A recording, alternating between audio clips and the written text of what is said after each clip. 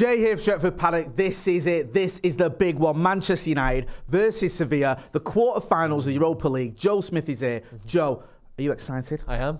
It's a big game. It is a big game. Massive. This is it, man. Yeah. Because it's how you look at this season, right? This season, it could be horrible for us if certain things happen down the road. What, City winning the treble and that? Yeah. That could be catastrophic. Yeah. But if we look at it and go, well, they won a European trophy and so did we. Yeah. It's 50, equal. 50, yeah, that's it. Yeah. Do you know what I mean? They won the league. We won the League Cup. Yeah. Then Same words. Who's really won? You won Us. the league. We won the league as well, but we get an extra word at the end of it. Yeah. So if anything, we're better. Yeah. Do you know what I mean? You won the. You won the Europe Cup. Yeah. We won the Europa Cup. Exactly, which is one of Saturn's moons, I believe. It's called Europa. Right. Yeah. So that's better than that. Which planet's moon is called the Champions League? None. Right. Yeah. So exactly, we're better than them. Genuinely Simple. though, Jay. Yes. Are you inferring that I'm not being genuine? A little bit. We are not going to win anything in the Premier League. We are not with that attitude. We're not in the Champions League. This is what we're in. So this is big. Such defeatism. This is big. If we win this, this tie and obviously the tournament itself, we could still have a massive and brilliant end to the season here. We're still in the FA Cup. We're still in the Europa League. We've already won the League Cup. We're going for our own little treble. And forget about what they're doing, because, hopefully that'll crumble and fall down. But I think this could be United's best season in a decade. So I'm not, turning away from it because it's the Europa League, or I'm not that bothered. I really want to win this. And luckily, if you're ever going to play Sevilla in the Europa League, who are basically the Real Madrid of the Europa League, do you know what I mean? They win it all the time. And now is the time to do it. And we'll get to them in a little bit, but I think this is a fantastic chance to win a trophy that we've only ever won once that is actually really hard to win. No, it is. Listen, it is a good trophy to win. Any European trophy is a good one. Yeah. And, I've said it many times that one of my favourite nights as a United fan, was that night in Stockholm when we lifted it last time. Yeah. So I'm not going to be disappointed if we, go all the way to Budapest and lift the trophy, and I'll probably be there, hopefully. So, yeah, I'm all in for this one. A good reason to believe we can win it is the fact that Christian Eriksen is back. And also, Casemiro is back because he's not suspended. Eriksen coming back from injury, Casemiro coming back for suspension for this game. How big an impact do you think those two can have, especially against the Sevilla side, which, whilst you say has a very good record in this competition, is struggling this season? Yeah, well, those two players are the main reason that we are any good, so much better than we were last year.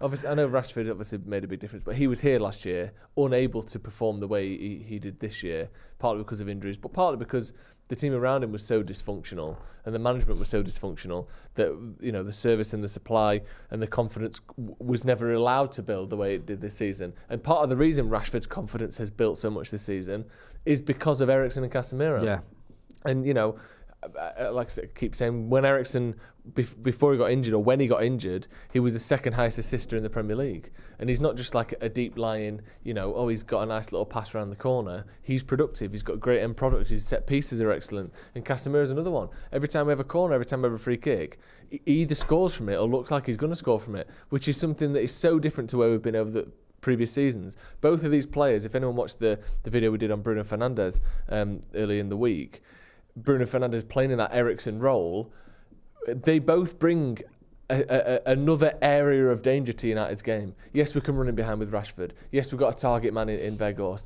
Yes, we've got Anthony who can curl it from the edge of the box. But then you've got Casemiro, who's a threat from set pieces. You've got Eriksen, who can play balls over the top from deep, who can pick people out when we're in transition, who both can keep the ball really well. They make us such a more well-rounded team, and having them both back basically is the only way we've got any chance of winning this sort of treble. If we're going to do it, we need both of them playing pretty much every game between now and the end of the season. So it's absolutely massive that they're back. It's not just those two that are back as well, is it? There's a certain French striker who returns after what's been almost a row off season for him, hasn't it, so far? I know, but we can't keep doing this. I love him. He's given me some great memories as a United fan. Do you love him? Do you actually? I have some memories of him that I love. Do you know what I mean? I say this. I'm not going to knock at you because I go, I love Tony and me. Yeah. And then I think, I do like him. I don't love him. I do like the kid, but do I really? He's given me some memories that I love. Am I Adam McCullough on this one? I love those Macca memories. Loves him. Yeah. I'm like... No, I love those memories. Yeah. I love the goal against Everton. Yeah, I love the goal against Liverpool. On his debut. I love, watching Van Dijk getting skinned. I love. This is the problem, though. 3 of the things you've just mentioned were in 2016. That's the problem. But that's literally what I'm getting to. Like, you're saying, though, this is a season that we're close to writing off. Okay, that's 4 in a row or 3 in a row. Yeah. I mean, listen. 3 in a row. I would love it. I love it would beat them. Just love it. And nothing more than for him to have between now and the end of the season a stormer. Yeah. And just do like he did a few seasons ago, banging in goals, big games, turn up. That'd be amazing. I just worry that we're almost past the point of no return now, because even if he has a good end to the season, I think if you look at it in its entirety, it's still a season where he's missed 2/3. Well, here's the thing. I disagree with you because Marcus Rashford is injured. Anthony Martial now has to step up. Yep. If he doesn't, you can get rid of him for me. Because if you can't take on the mantle of Marcus Rashford, you don't have to get 28 goals. You don't have to get a goal a game like he was doing. You have to do some good things in some of these big games now. We've got 2 quarter-final back-to-back legs coming up with Sevilla. We've got a semi-final in the FA Cup with Brighton, all of which Rashford is likely to miss. You only need to score 4 goals between now and the end of the season, and it can be a successful season for Martial. If you place him right, if you score the winner in a couple of big games, if you put in some good performances, you don't need 10. 4 accurately placed goals will do it. And I just think that if you can't be the man that can win as a Europa League or help us win a Europa League, I can't trust you to win as a Premier League. I can't trust you to win as a Champions League. If he doesn't step up in these next few games, don't have to be, like I said, don't have to be huge goals, but you know what I'm saying. Yeah. Then for me, we need to get someone else in anyway. But that can be the end for me. I understand that, and I agree with you to a certain degree. My worry is, from his point of view, is even if he does step up, the manager might look at it and go, okay, he steps up, but he still missed 2/3 of the season. Well, that's fine. Yeah, can I rely on him? That's my only concern. Yeah. I mean, listen, we'll probably all, if he, let's say he pops up with the winner against Brighton in the semi-final, helps us win more trophies, everyone's going to say, give him a new deal, keep him on. I get that, and I'll be the first one to say that. I just wonder whether Eriksen and I might look and go, look, if I've got a player here who's been injured quite a lot, can I rely on him? Well, I don't think we can rely on him as a first choice. We still need that Kane or that Osimhen or that whoever. But I mean, in terms of his United career, whether he can be trusted, because if you can't, like I said, play an impactful role in winning these essentially second-rate competitions, you are not of any value to Manchester United. He needs to do it, and he needs to do it now. You can't have 3 seasons in a row where you bring 0 value to a football club and expect to stay there. One that is, hopefully, going to be challenging for major honours next season. This is his chance. You've got one last chance to prove that you are of any worth to Man United, and he has to do it in this next sort of however long Marcus Rashford's out. The next month is absolutely crucial for Martial. The good thing for him is there might be a scenario where at the end of the season, Weghorst goes, we bring in another striker with him. Well, we can't just have one out-and-out striker. We need 2, and we ain't got any more money to buy someone else. So maybe he'll get kept on by default. Listen, we all want to see Martial firing on all cylinders. Hopefully he can do it sooner rather than later, because it is the business end of the season, or squeaky bum time, as Fergie used to call it. With all that being said, give us your predicted 11. Well, what I will say is, I heard your predicted 11 earlier. Yeah. And I can say that we've got the same one. So should we go through it together? Let's do that. I'd already sent mine in. So these were independent of each other. No, but what I'm saying is this wasn't a collaboration. Miss, he's copying my homework. Miss, I know you've said we can pack our bags, but you've not gone through the homework. Yeah, and I'm sure you said there was going to be a test. Yeah, sorry, miss, not to... I've actually finished the homework. Is this a team that basically picks itself with who we know is available? Right, so let's go through it quickly. De Gea, Wan-Bissaka, Varane, Martinez, Malacia. I think that is almost for certain. Yeah, there's no Luke Shaw, is there? Yeah. And Wan-Bissaka, I think, what's that? Is Dalot injured, or is it we just both preferring Wan-Bissaka? I think the manager, is going to prefer Wan-Bissaka. Okay. Dalot possibly could be in. The midfield, I think that's where we could... Is Eriksen ready to start? If not, I reckon it'll be Sabitzer and Casemiro. I think he is, I think he is. He had his little cameo, didn't he, against Everton? Yeah. And I think that this is a game he can come in. And also, this manager loves Christian Eriksen. Yeah. He doesn't like to rest him. He loves playing him. He's integral to the way the manager wants to play. So I think he'll pick him for this one. Yeah. Fernandes obviously plays. He plays every week, and he was sensational for the last couple of games. Good video on that, by the way. Go and check that one out. Joe did. Me and Joe, Joe doing all the analysis. I was just presenting where we looked at Bruno Fernandes in a deeper role against Everton. We don't expect him to be in that deeper role here, though, do we? No, not now. We've got Eriksen back doing that same thing, basically. Then Martial, Sancho and Anthony. I think Anthony and Martial... If Martial's not ready to start yet, what is going on? Literally, I know I keep saying this, he came back into his individual training on the 22nd of February. If you're not ready to start a game 7 weeks later, can't help you. Yeah. Sancho, I think, has to start again. Who else is going to start on the left-hand side? Unless the only other option is Martial on the left, Weghorst up front, potentially, if he wants to go with a bit more sort of bulk and heft. But I think at Old Trafford, he's going to want people who are light on their feet. All three of those excellent dribblers, all three of those, I mean, they're not quick, you know, they're not necessarily lightning, but they've certainly got a quicker 5 yards than Weghorst has. I think he'll want that fluidity, that creativity that those three bring. To me, that team, it's going to be there or thereabouts, isn't it? Do you think he was at Sevilla, wasn't he, Martial? Or Yeah, am I on just loan. getting that completely wrong? Yeah, he went on loan the last He might season. have a little bit of a point to prove there, because it was a disastrous move for him, wasn't it? I don't think they know he was there. I think they do. Did you see the socials? Oh, yeah, I think that's they true. thought they were getting Lionel Yeah, that's Messi. true. Did you see it? Yeah. They were acting like they'd literally signed Kylian Mbappe or something. Yeah. I've never seen a social media team mobilised towards one player in my life For like the first 2 weeks. Yeah, and then was it Lopetegui who was the manager there, I think, wasn't Yeah. it? And he sort of said he's not playing well enough, he's underperforming. Yeah. And they were in a bit of a snifter for a title challenge, weren't they? And that Yeah. just didn't happen. I think he got 1 goal in the Europa League for him, so it was a bit of a disaster. Maybe he's got a point to prove to them. I don't know, but I had the same team. I think it's going to pick itself. Maybe the low is the only sort of question, and like you said, perhaps he goes Martial, isn't quite ready. Weghorst, I think though, Weghorst has almost played his way out of the starting 11. I think the fact that he's almost a player you can guarantee won't score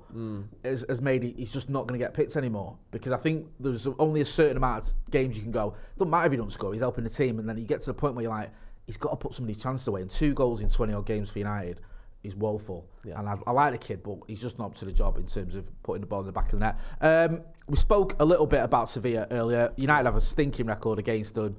Played 3 times against them, drawn 1, lost 2. They knocked us out of the Europa a few seasons ago, obviously, and knocked us out of the Champions League under Jose Mourinho. Not having a good season. They're sat in 13th. It's like the sort of, I'll choose my words carefully here. It's a bit like the Knacker's yard for certain players, isn't it? It's like, you know what, I'm semi-retired. I'll go to Sevilla for a bit. Yeah, well, you're looking at Tellez, Rakitic, obviously. Am I imagining, is Lamela there as well? I think Eric Lamela, he is there. And Jesus Navas as well. So, Fernando, formerly of Man City. It just feels a bit like mid-30s. Yeah. You know what? I still want to play at a decent level, but, you know, I'm kind of done. Let's go with Sevilla. But that's caught them out this season because they're 13th, just like the manager. They've got a new guy in, 1-1, drawn 1, so a decent little start for him. Yeah. You know, certainly better than they were doing. But this is they're basically having their Chelsea season. Do you know what I mean? The squad isn't quite gelling. Yeah. They've floundered in mid-table. They've just got a new manager in. It kind of remains to be seen whether they're now much harder to beat. Like I said, they've not lost a game yet, but it's only 2 games. Unfortunately, we're once again playing a team with a new manager that may well be on a new manager bounce. But this is a great time to play Sevilla. Yeah, I agree. 13th in the Spanish league. Come on. I mean, We've got that's to beat literally these. 12 places behind Barcelona, who we beat over 2 legs. And I felt we were good value for that win over those 2 legs. And hopefully, because of the name and the clout that Sevilla carry in the Europa League, we're not going to take this for granted. That's my only concern as we go, mid-table Spanish team. No, see you later. I think you always talk about this. You say, like, there's certain teams that have a little bit of a name to them, but aren't that good. Spurs. Yeah. So when you can, like, when you beat them, you feel like, oh, we've beaten a sense of achievement. AC Milan. Yeah, AC Milan. You always mention that. Yep. But it's actually, when you look at their team, it's not that amazing. No. And I definitely feel like Sevilla fall into this category where you go, that's a good result, that beating Sevilla. But when you look at their team, you think, well, to be honest, we should be beating them. Listen, you can't take anything for granted in the quarterfinal of any cup competition. We know we came unstuck against them in the semis not long ago, so we have to respect them. Their top goal scorer has got 10 goals this season. That's enough for me. We've got to beat these. Yeah, I think we'll be all right. But with all that being said, give us your score prediction. 2-1 Sevilla. 2-1 Sevilla. No, not really. I think United, first leg, let's get a win and a clean sheet. Yeah. I think it'll be trickier than we think. Yeah. I'm going to go 1-0 United. 1-0 United? Yeah. I think we'll turn up.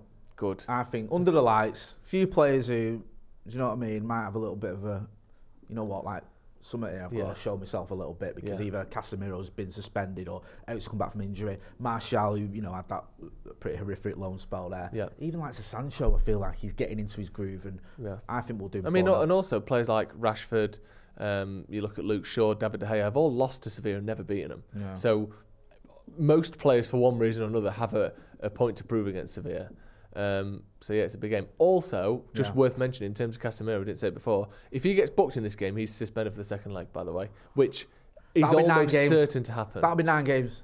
That's 9 games. Ramos levels right, of when you suspension. arrived at the club after the season had started and we're in April and you've missed 9 games for suspension, and it isn't because you've just gone and chinned the ref or something and had a one big suspension. Spat on the opposition. You've done it in little bits. That is actually very impressive. I think that's up there with his 5 Champions Leagues. I'm not going to lie. I think the kid deserves credit. I've gone 4-0. You've gone, what was it, 2-1? 1-0. 1-0. Right, get your phone out. Film yourself. Who, me or them? Anyone. Yeah. Film yourself. 30 seconds, score prediction. Send it to paddockmatchday@gmail.com. We want your score predictions in, and we'll have that as part of our pre-match build-up. Joe, where can people find you? Sloppy Joe's podcast and Joe Smith 93 on Instagram and Twitter. Go and check it out. Very, very funny podcast indeed. You know where to find me as well, Jay Motti. That's been Joe. I've been Jay. This has been the preview for Sevilla in the Europa League quarterfinals. Thanks for watching.